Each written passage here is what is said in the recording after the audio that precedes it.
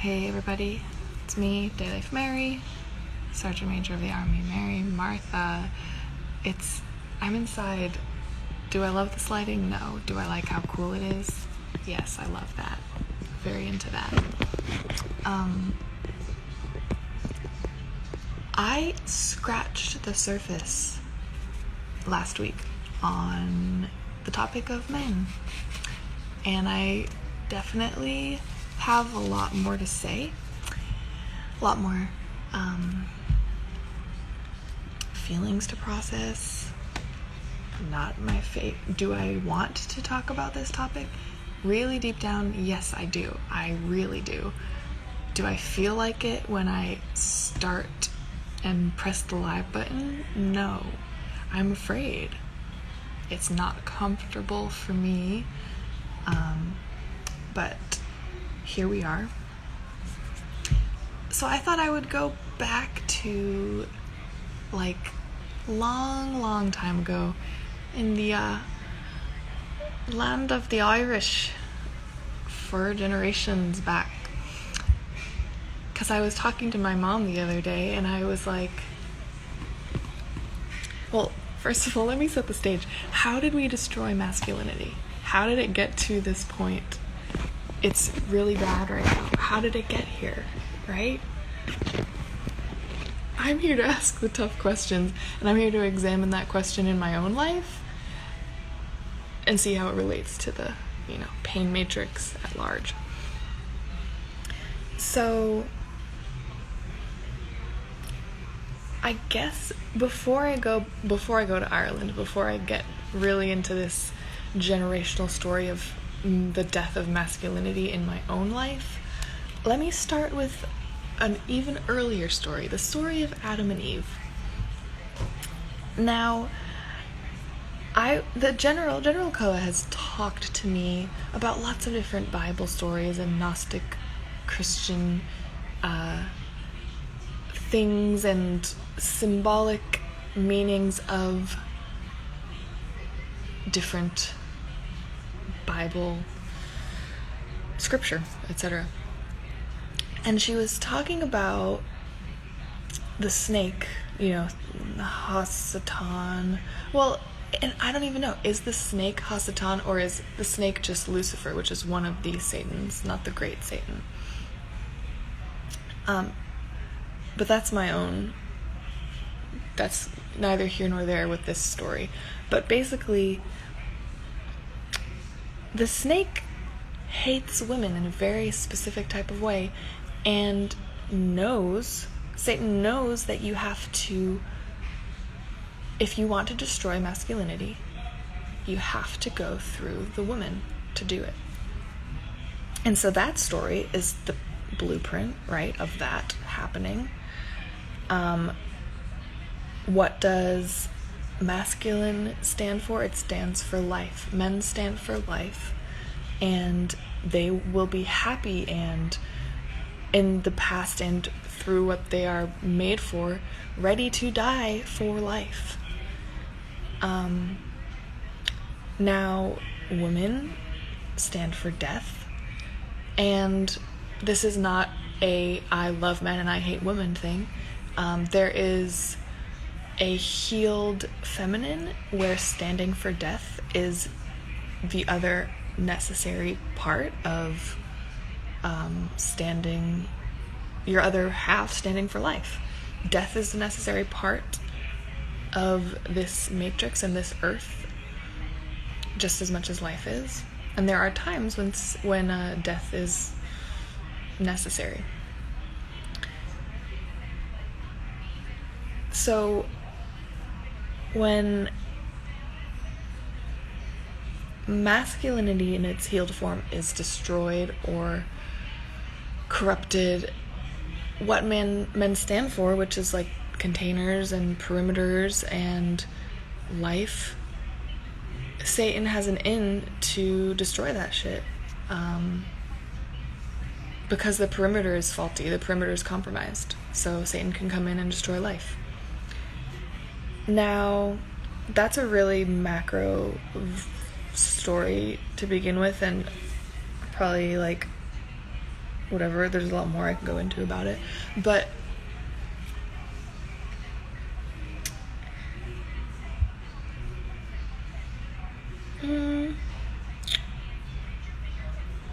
yeah, I've been trying to figure out some things about my genetic line and the destruction of masculinity, and I think that every genetic line has its own story of the destruction of masculinity, etc. But for me, what I was talking to my mom on the phone about, I was like, I know how far things go back to a certain point, but I don't know past my grandparents. So I asked her, like, do you know any farther than that with the women in your genetic line and their stories with their husbands or the men in their life?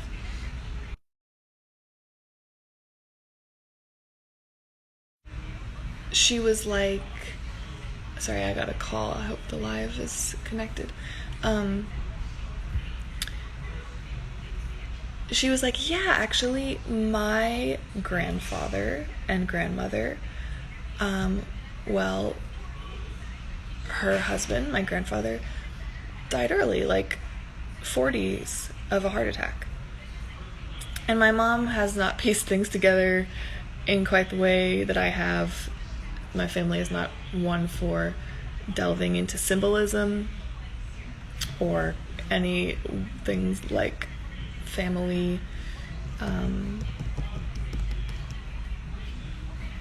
symbolism, but that was basically, and who knows past that, like farther back, because we just don't have that information. But basically, my great-great-grandfather died young in his 40s. My grandfather died young. Now, my grandmother, her first husband actually died before having any children, died in World War II. Her second husband was in the trenches in real shitty parts of World War II, where the poor people go to die, where PTSD was first termed and coined because of the aftermath of.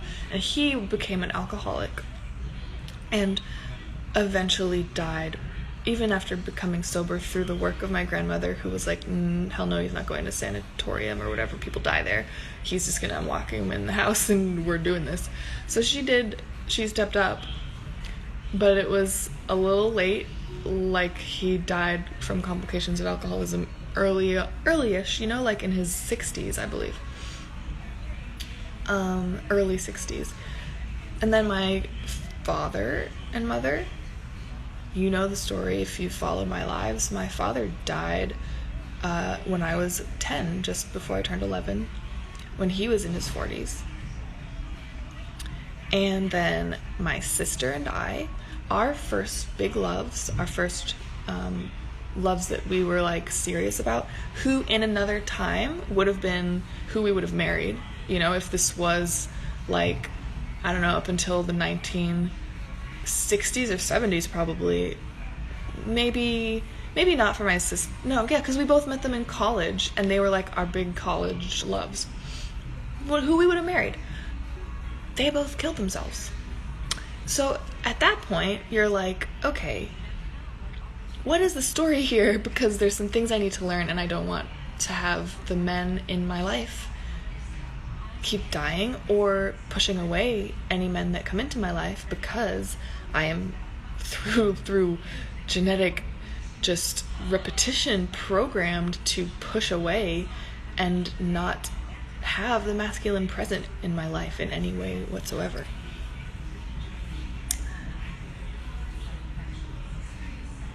And you need to realize, DayLife Army and Temple talk about things in a really large scale, symbolic, genetic story way, talking about the unconscious contracts and lessons you came to this realm this time around to learn.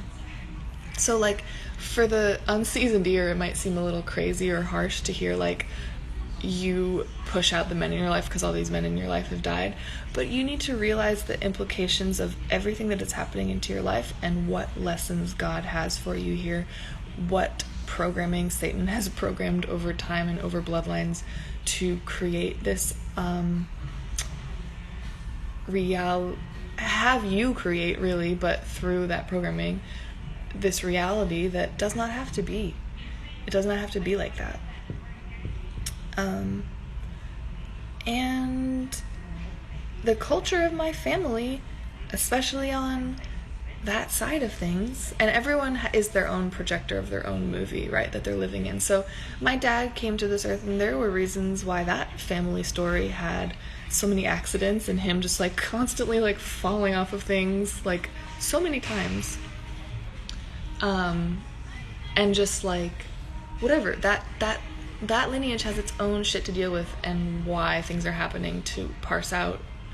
When you die, you kind of just like are like, okay, like round whatever, not gonna learn it this time, or gonna learn or heal through death, gonna learn through death this time rather than keep living, which is not as fun, a little boring.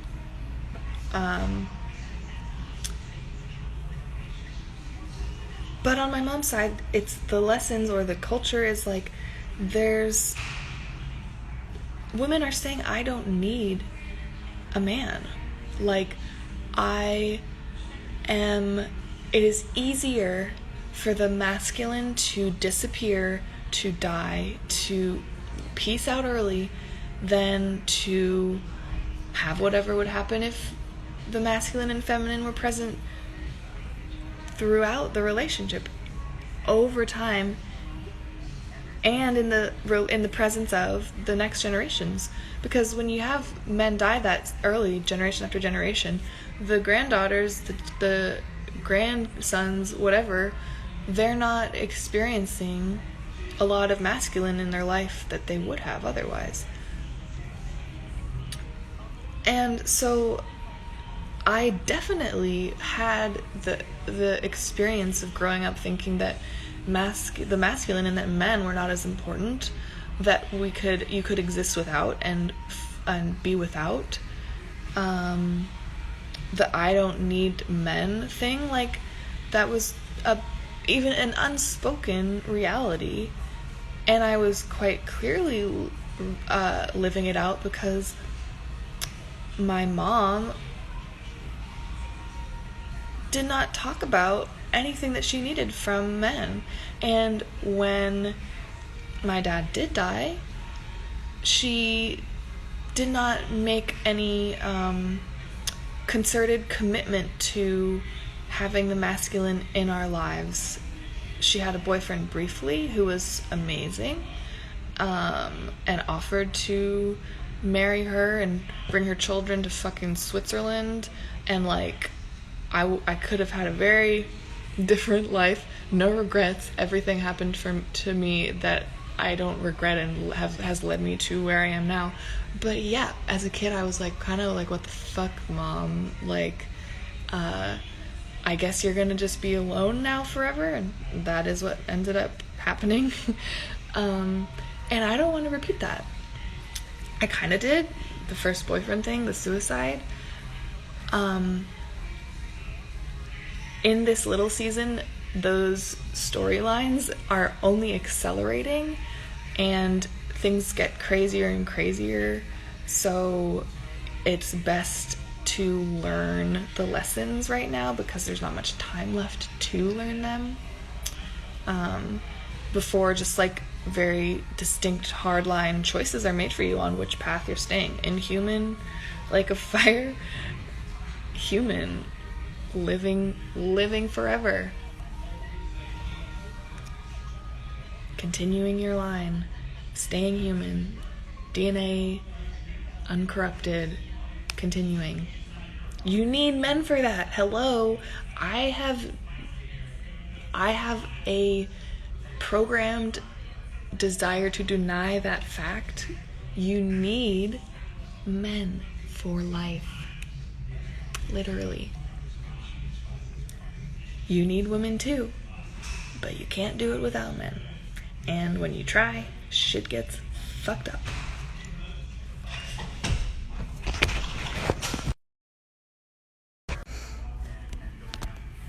That's basically all I want to do today. That's as far as I want to go.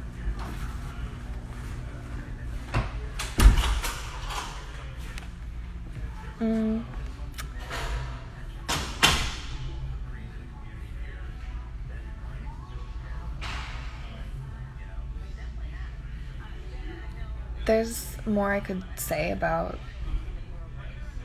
the lack of respect for and admittance of need for the masculine in my story, in my family line. But there I am, setting the scene.